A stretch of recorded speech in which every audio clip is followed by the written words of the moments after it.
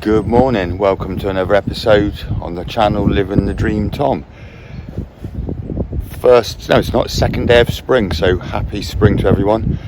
I'm going to take today, this opportunity of the sunshine, a very rare occasion. It's been raining for about 6 weeks, and I've just been into the polytunnel and have a look at the onion sets that we put in there a couple of weeks ago. If you go back and search, there's a video on growing onions from sets, and you'll be able to see I uploaded it the same day, and I'll upload this one tonight. I've not got a load of storage. I've been realising the more videos that I make, I have to keep loading them up. People say I'll load them up once a week. As soon as I film a video, I've got to get it off my iPad and storage and blah blah blah. Anyway, let's go into the polytunnel, which is now covered by an old parachute, an old military parachute. I've had loads of branches coming down in the storms off this giant ash tree above it. I just don't want to be sod's law if one comes down now on my head, but yeah, loads of branches, so it keeps the branches from ripping the polytunnel, but also, let's get in there.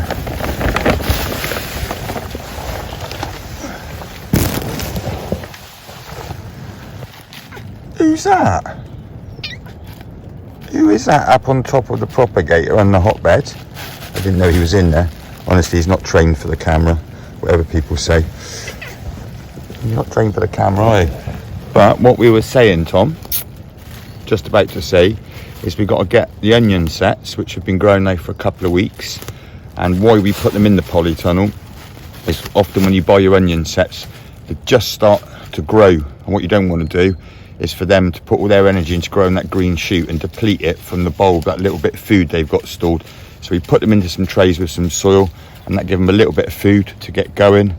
And hopefully we won't have any more frosts for the next couple of weeks, give them a good chance to get their roots down in. We're going to mulch them over with plenty of leaves anyway. And this is what I've got to put up with. This is what I've got to put up with, haven't I, Tom? All Tom ever wants is little kisses and cuddles. Right, let's have a look at the onions. So they're in a hotbed propagator, which is just a raised bed inside the polytunnel, with loads of old compost buried in the bottom of it, which creates heat and gives it a little bit warm. Heat might be a bit of a generous term, but it definitely, stops it getting a little bit cold. But there they are, beautiful.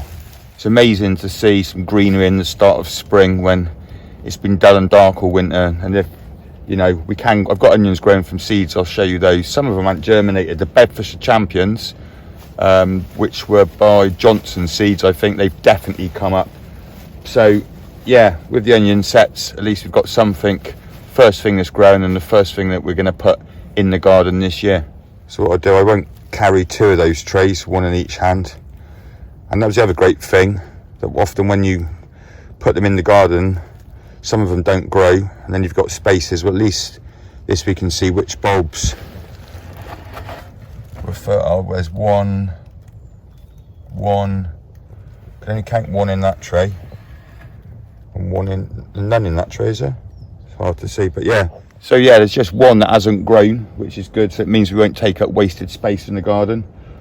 But I'm going to put the camera down now and get these up there. Might be able to go one-handed with both, and we'll take 1 tray up and get them in the garden, and I'll show you how I prepared the soil and the mulch. And one thing I have done, in case I don't think I've got any up there, is I put loads of wood ash in there, and I learnt that trick from a great program now just on YouTube. You can find it, called Wartime Garden. It's in the UK, and it's sort of a reenactment of the times during the Second World War and after the Second World War, when rationing was still in play. And all of the ornamental gardens, and on the large estates, they had to dig up lots of their ornamental flowers and what have you, and start to grow food. And in wartime, rationing went on for years after the war. And unfortunately, you've probably all seen the news as well at the moment with Iraq. But that's one thing. We're going to have, obviously, petrol shortages, so say, and the price of petrol will probably go up.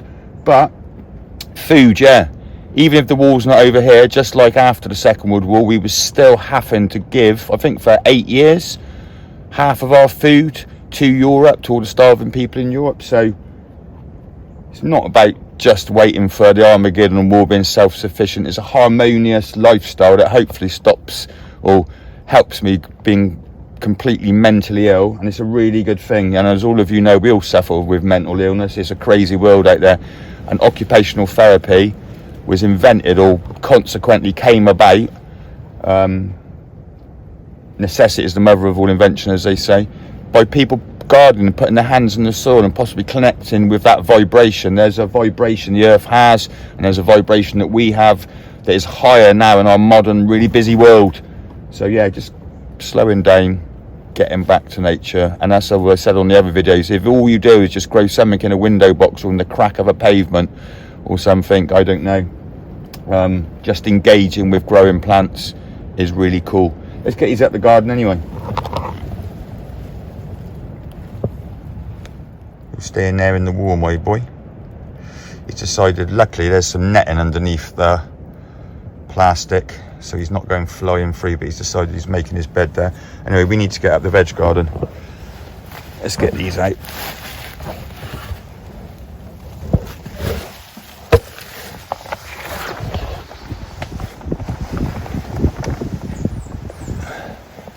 Skillfully done. Why, look, what's that really bright object up in the sky? Oh no, don't look, it's the sun. Second day of spring, that is a most welcome feeling. I can't remember feeling the sun like that on my face for at least 2 months. The sun god has returned.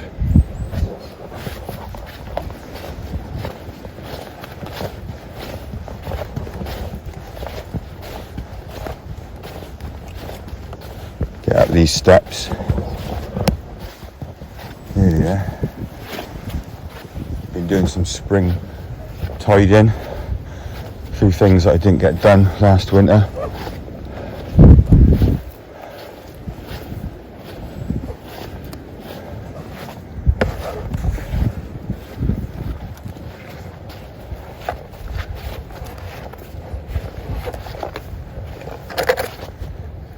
Beehive.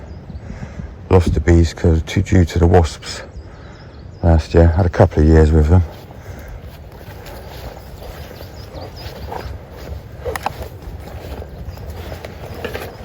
We're at the veg garden. Been starting to use this offcuts of like really coarse plastic from some local sport netting suppliers. It all comes off in strips like that out of their skip. I'm trying to sort of do like raised beds. One thing it will do though, I'll show you there, is when you put the mulch down, leaves and the sawdust and what have you from the chickens, stops it blowing everywhere. And then I've got the garlic netted off over there. And then there's some netting on the early purple spraying. I got hammered by pigeons not too long ago. But still some greenery, a little bit of curly kale, some red Russian kale over there. Right, let's get these onions in. I'll just put those down over there a second. So yeah, you can see that I've edged the vegetable bed off there with this offcut of this really, it's like plastic mesh. And then these battens, they come out of the wood skip at Travis Perkins, the builders merchants. So all I've done is I've been putting the emptyings of the chicken run on there. Good few bags of that over the last couple of weeks and months.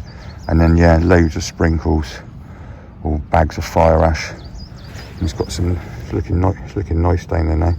And then all I've done, so I don't force those down and damage the roots, I just got this old handle off of a pair of side shears, and it's got a nice metal end on. And what that does, it allows you to just put a nice dip down. So all I've done is I've gone along in rows, and I've got 1, 2, 3 rows. Can't remember how many there was, about 20 in each row. So I should be able to get about 60 in this bed. And hopefully now it's just a case. You should really be able to carefully remember what Mrs. Morris said. Don't squeeze its neck and pull it to death, but we should be able to just pull that up. I'm hoping. Yeah, beautiful. It's got some nice roots developed on there now. That'll give it a nice start, and that should just pop in just like that. No damage to the roots, and then all we'll do is we'll just pop a little bit on the side there, and we'll pop those all the way in up there. And then what I'll do is I'll put some netting across this so it comes off of here just over to there, and run that all the way along there, just to stop any birds or pigeons, or especially blackbirds, digging them up until their roots are really established in the ground and they're anchored in. So there you go, just a little video on the simple thing of growing onions from sets. And just to remember the Wartime kitchen garden, about putting some fire ash in there. Anyway, as always, if you have liked the video, please give us a thumbs up. And if you can, subscribe, and you want to see more. Helps everybody like you find it. Just makes it easier to find in the library, as we say. But yeah, stay tuned. Thanks for watching. Be back soon.